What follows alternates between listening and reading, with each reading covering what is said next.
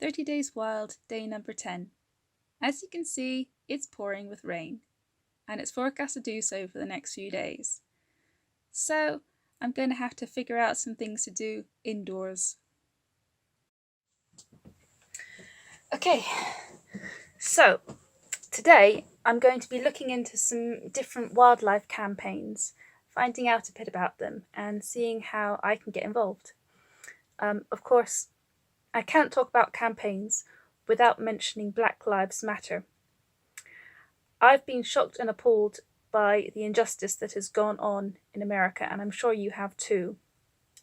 In fact, I can't remember the last time I felt this strongly about a cause that wasn't directly linked to the environment. So it's really great to see how much traction this movement has gained just over the past week or so. I hope the momentum continues so that real change can happen. I just had to say that before I got started because it's so important. And if you want to find out more about Black Lives Matter, you can follow the link in the comments below. Okay, so on to wildlife campaigns. Now, there's something I'm quite guilty of, which is that I tend to focus on terrestrial habitats and kind of ignore marine environment. I just kind of figure that's for someone else, and that's probably a bad way to think. So I want to find out a bit more about what's going on in the marine world, which is why a while ago I signed up to receive emails from the Friends of Marine Conservation Zones.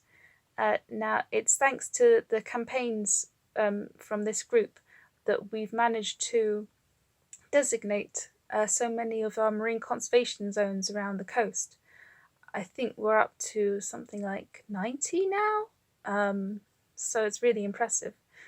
And then on Monday, I had an email through from them saying it was World Oceans Day, so that's another reason to be thinking about marine environments right now, and asking for my help about HMPAs,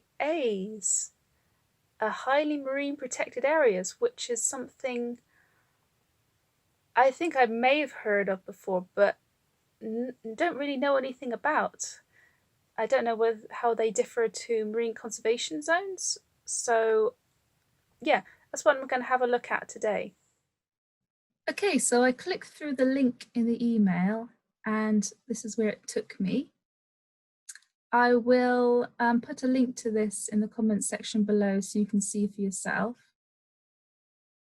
Looks like they've got quite a lot of signatures already just in the past couple of days.